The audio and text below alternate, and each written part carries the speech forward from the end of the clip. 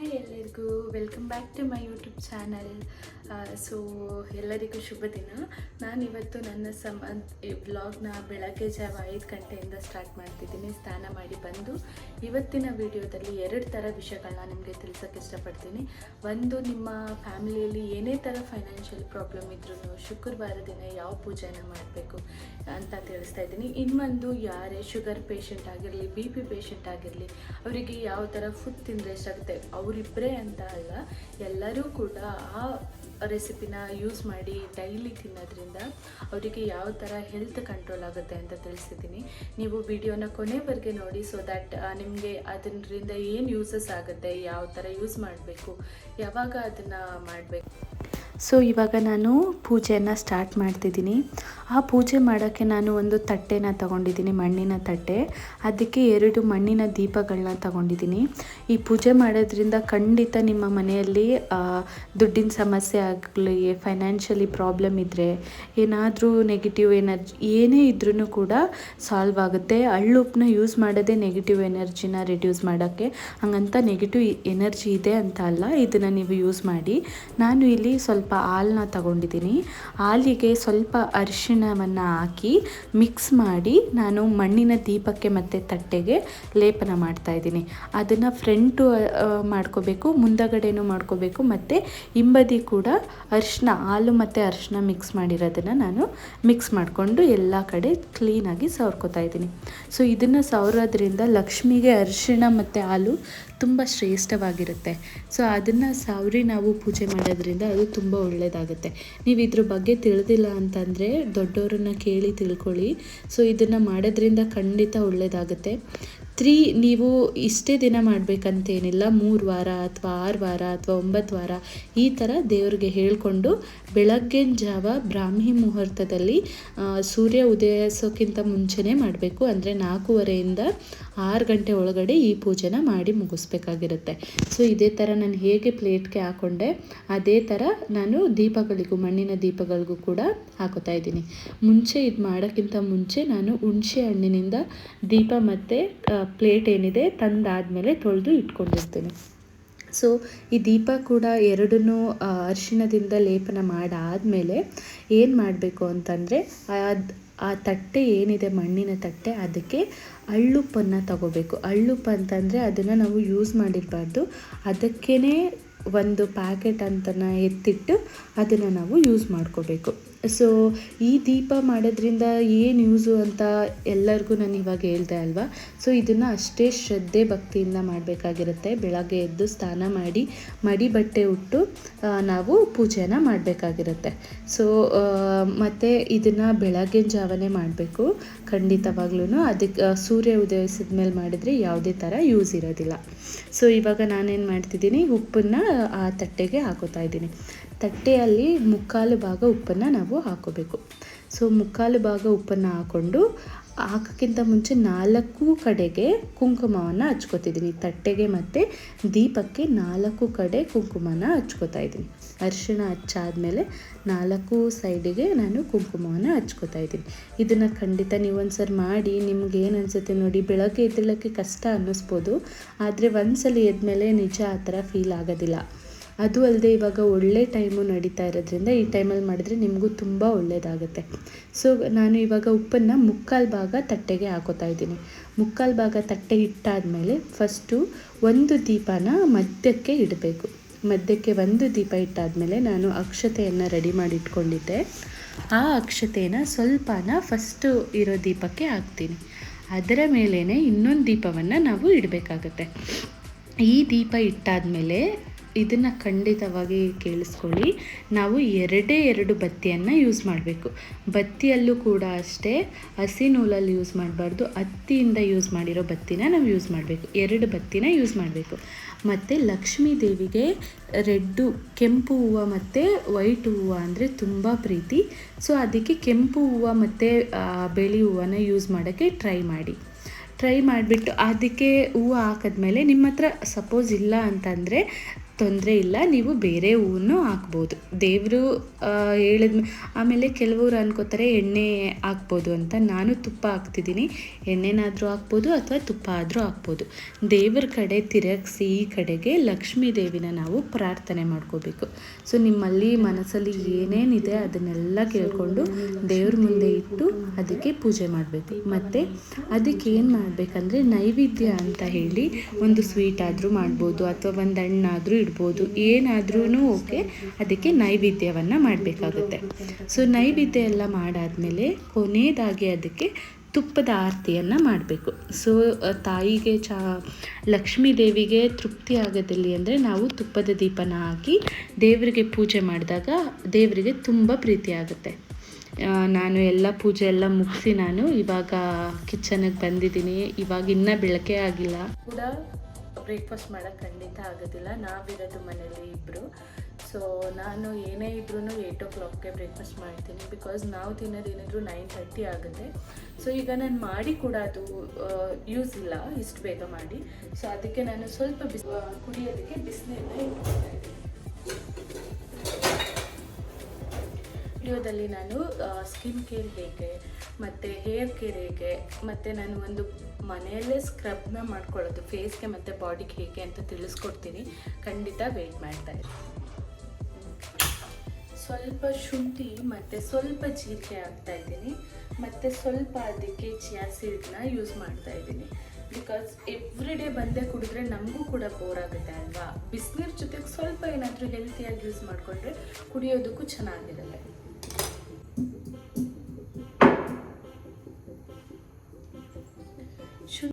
So daily ಒಂದೊಂದು ಮಾಡ್ಕೋತೀನಿ. Every day ಒಂದೇ ಥರ ಅಂತೂ ಖಂಡಿತ ಕುಡಿಯೋಲ್ಲ. ಆಮೇಲೆ ಎಲ್ಲರಿಗೂ ಹೇಳೋದೇನೆಂದರೆ ಜೀರಿಗೆ ಅಂತೂ ಮನೇಲಿ ಇಟ್ಟೇ ಮಾಡಿ. ಸೊ ಅದಕ್ಕೆ ನಿಮಗೆ ಜೀರ್ಣ ಕೂಡ ಚೆನ್ನಾಗಾಗುತ್ತೆ. ನೀರು ರೆಡಿ ಇದೆ, ನಾನು ಹಾಕೊಂಡ್ಬಿಡ್ತೀನಿ.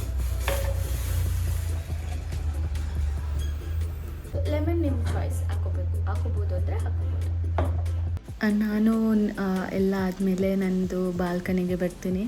ಬಾಲ್ಕನಿ ಅಂದರೆ ನಂಗೆ ತುಂಬ ಇಷ್ಟ ಆಗುತ್ತೆ. ಸೊ ಮಾರ್ನಿಂಗ್ ಬೇಗ ಅರ್ಲಿ ಇತ್ತಲ್ವ, ಸೊ ತುಂಬ ಚಳಿ ಇತ್ತು. ನಾನು ಬಿಸಿನೀರನ್ನ ತೊಗೊಂಡೋಗಿ ಸ್ವಲ್ಪ ಕುಡಿದು ಒಳಗಡೆಗೆ ಬಂದುಬಿಟ್ಟೆ. ಆಮೇಲೆ ಬೆಳಕು ಆಗ್ತಿತ್ತಲ್ವ, ಸೊ ನೀರೆಲ್ಲ ಕುಡಿದು ಸ್ವಲ್ಪ ವಾಕ್ ಹೋಗಿದ್ದು ಬರೋಣ ಅಂತ ವಾಕ್ ಕೂಡ ಹೋಗಿದ್ದು ಬಂದೆ. ಸೊ ತುಂಬ ರಿಲೀಫ್ ಆಗುತ್ತೆ. ನಿಮಗೆ ಒಳ್ಳೆ ಹೆಲ್ತಿ ರೆಸಿಪಿನ ಹೇಳ್ಕೊಡ್ತೀನಿ ಅಂತ ಇದೆ ಅದು. ಸೊ ನಾನು ಇವತ್ತು ಮಾಡ್ತಾ ಇರೋದು ಮಿಲ್ಲೆಟ್ ಬಿಸಿಬೇಳೆ ಬಾತ್, ಅಂದರೆ ನವಣೆ ಬಿಸಿಬೇಳೆ ಬಾತ್. ಸೊ ಎಲ್ಲರೂ ರೈಸಲ್ಲಿ ಮಾಡ್ತಿರ್ತಾರೆ, ಎಲ್ಲ ಮಾಡ್ತಿರ್ತಾರೆ. ಆದರೆ ಖಂಡಿತ ನಾನು ಹೇಳ್ತೀನಿ, ಈ ನವಣೆನ ಯೂಸ್ ಮಾಡಿದರೆ ಶುಗರ್ ಪೇಷಂಟ್ಗೆಲ್ಲ ತುಂಬ ಯೂಸ್ ಆಗುತ್ತೆ. ರೈಸ್ ಬದಲು ಇದನ್ನು ರೀಪ್ಲೇಸ್ ಮಾಡ್ಕೋಬೋದು. ನೋಡಿ ಇಟ್ಕೊಂಡಿದ್ದೀನಿ. ಸೊ ನವಣೆನ ನೆನೆಸಿಟ್ಕೋಬೇಕು, ಓಕೆನಾ. ನೆಕ್ಸ್ಟ್ ಥಿಂಗ್ ಏನು ಅಂದರೆ, ನಿಮ್ಮಲ್ಲಿ ಯಾವ ತರಕಾರಿ ಇದೆ ಎಲ್ಲನೂ ಕೂಡ ಬಿಸಿಬೇಳೆ ಬಾತಿಗೆ ಹಾಕಬೇಕು, ಓಕೆನಾ. ನಾನು ಇವತ್ತು ಏನೇನು ಹಾಕ್ತಾಯಿದ್ದೀನಿ ಅಂದರೆ, ಕ್ಯಾಪ್ಸಿಕಮ್ ಯೂಸ್ ಮಾಡ್ತಾಯಿದ್ದೀನಿ, ಮತ್ತು ಟೊಮೆಟೊ, ಮತ್ತು ಕ್ಯಾರೆಟ್, ಮತ್ತು ಬೀನ್ಸ್, ಮತ್ತು ಸ್ವಲ್ಪ ಹೂಕೋಸು, ಸ್ವಲ್ಪ ಆಲೂಗಡ್ಡೆ, ಇಷ್ಟು ಕೂಡ ಯೂಸ್ ಮಾಡಿ ನಾನು ಬಿಸಿಬೇಳೆ ಬಾತನ್ನ ಮಾಡ್ತಾಯಿದ್ದೀನಿ.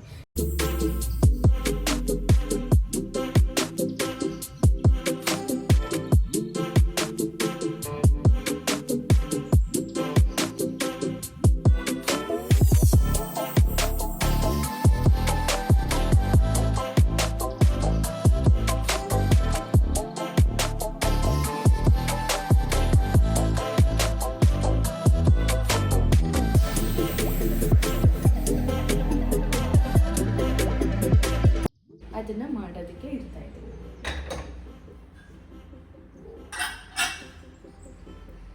ಇವಾಗ ನಾನು ಎಲ್ಲ ತರಕಾರಿನೂ ಹಚ್ಚಿಟ್ಕೊಂಡಿದ್ದೀನಿ. ಸೊ ನಿಮಗೆ ಒಂದು ಸರಿ ತೋರಿಸ್ಬಿಡ್ತೀನಿ. ಈ ನವಣೆ ಬಿಸಿಬೇಳೆ ಬಾತು, ನವಣೆಯಲ್ಲಿ ಬಿಸಿಬೇಳೆ ಬಾತ್ ಅಷ್ಟೇ ಅಲ್ಲ, ಅದರಲ್ಲಿ ನಾವು ಕೂಡ ಬಾತು ಕೂಡ ಮಾಡ್ಕೋಬೋದು. ವೆಜಿಟೇಬಲ್ ಪಲಾವ್, ಉಪ್ಪಿಟ್ಟು ಎಲ್ಲ ಮಾಡ್ಕೋಬೋದು. ಬಿಸಿಬೇಳೆ ಬಾತ್ ಅಂತೂ ತುಂಬ ಚೆನ್ನಾಗಿರುತ್ತೆ. ಸೊ ಇವಾಗ ಬಿಸಿಬೇಳೆ ಬಾತಿಗೆ ಎಲ್ಲ ತರಕಾರಿನೂ ಹಾಕ್ಬೋದು. ನಿಮ್ಮ ಹತ್ರ ಏನೇನಿದೆ ಎಲ್ಲ ಬಿಟ್ಟು, ಬದನೆಕಾಯಿ ಮತ್ತು ಬೆಂಡೆಕಾಯಿ ಬಿಟ್ಟು, ಓಕೆನಾ. ಸೊ ಇದಕ್ಕೆ ನುಗ್ಗೆಕಾಯಿ ಕೂಡ ಹಾಕೋಬೋದು, ಮತ್ತು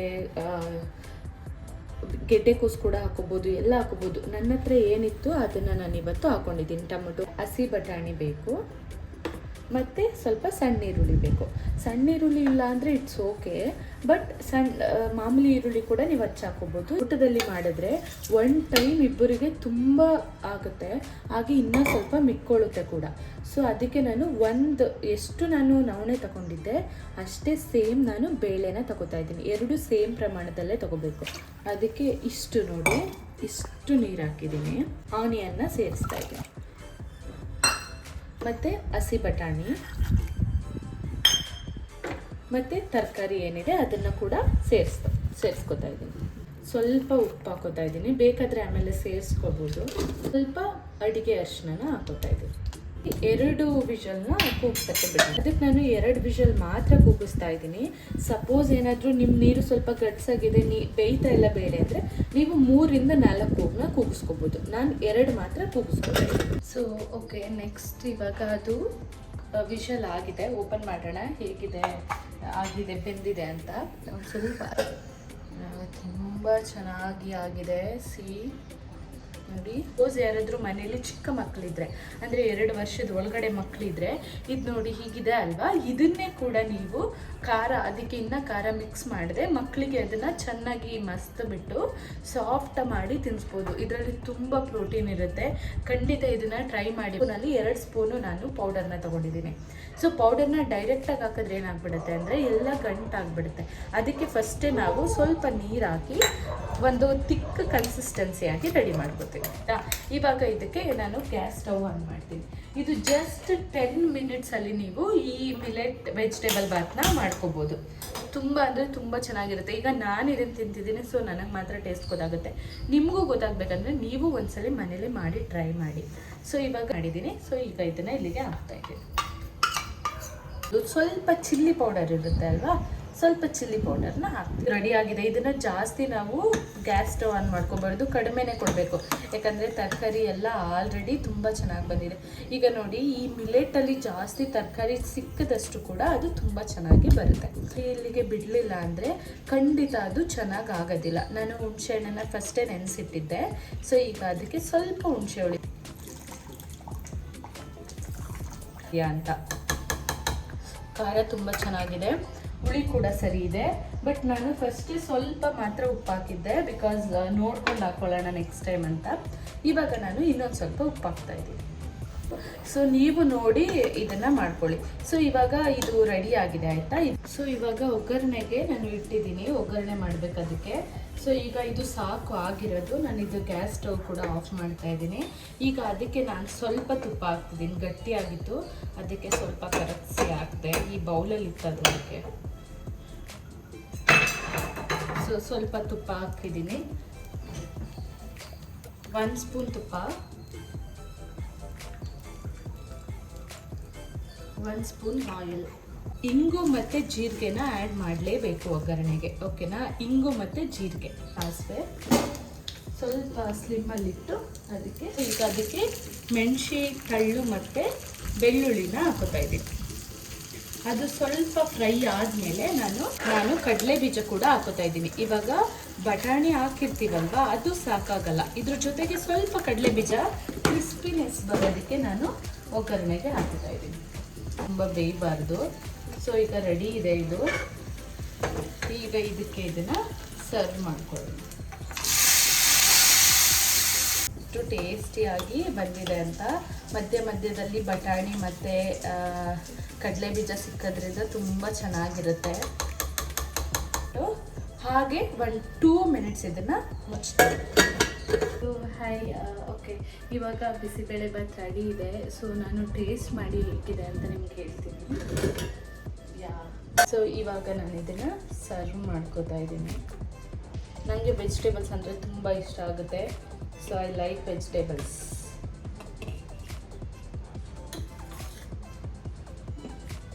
ಸೊ ನಾನು ಬಿಸಿಬೇಳೆ ಬಾತ್ ಹಾಕೋತಿದ್ದೀನಿ. ಇದಕ್ಕೆ ಮಸ್ಟ್ ಆ್ಯಂಡ್ ಶುಡ್ ಅಂತ ಅಂದರೆ ತುಪ್ಪನ ಹಾಕೊಳ್ಳಿ ಮೇಲೆ, ತುಂಬ ಚೆನ್ನಾಗಿರುತ್ತೆ. ಈಗ ಅನ್ಕೋಬೋದು ಡಯಟ್ ಅಂದ್ಬಿಟ್ಟು ತುಪ್ಪ, ಇದೆಲ್ಲ ಹೆಲ್ತಿ ಫ್ಯಾಟ್. ನಿಜವಾಗ್ಲೂ ಇದರಲ್ಲಿ ನಿಮ್ಗೆ ಯಾವುದೇ ಥರ ಬ್ಯಾಡ್ ಫ್ಯಾಟ್ ಏನೂ ಬರೋದಿಲ್ಲ. ಇದ್ರ ಜೊತೆಗೆ ಸ್ವಲ್ಪ ಮಿಕ್ಚರ್ ಹಾಕೋಬೇಕು. So that's very fine. So taste ನಾನು ಇಲ್ಲೇ ನೋಡಿ ನಿಮಗೆ ಹೇಳ್ತೀನಿ.